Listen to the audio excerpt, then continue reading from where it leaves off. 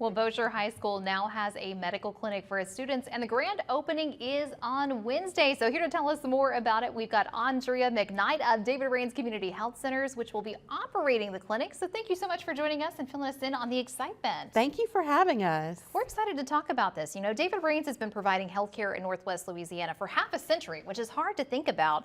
And then you have expanded to 4 parishes, and you've got lots of community clinics and now school-based clinics everywhere. Yes, absolutely. We have 6 community clinics across those 4 parishes, and now we have 17 school-based health centers. So it's very exciting, 23 total delivery sites, and able to bridge the gap in those access to care that those people need in the community. Fill us in about the importance of these school resources. What kind of impact it makes for these students? Gosh, it's extremely impactful in a positive way. It's impacting the absenteeism in a positive way. That means that those students that typically would have to be pulled from school to receive some kind of care, there's an actual doctor's office on campus now. So all I have to do is go to the doctor's office, I get care, I get treatment, and then I go back to class when that's an acceptable way to handle that. So that's fantastic. And you know, it's for the students. It's especially for these students. It's not for other people to come in, so the resources are tied up. It is for the students that are within the school system.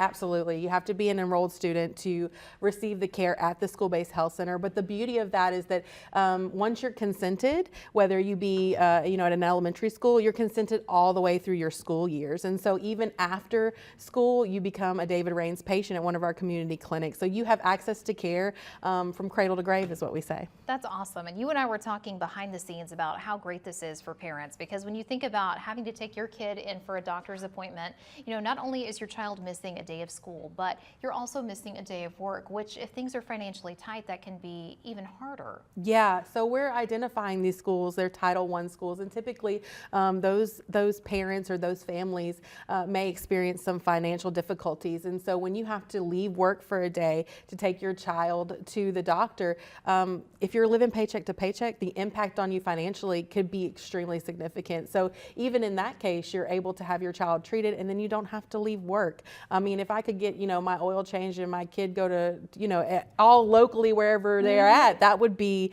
the ideal system. And so in this case, these children are getting access to care that they might not have otherwise, because they're in a situation where they might not have gone to the doctor. They might have just been sent to school, and fingers crossed they'll be okay. What are some of the resources that are available in these clinics?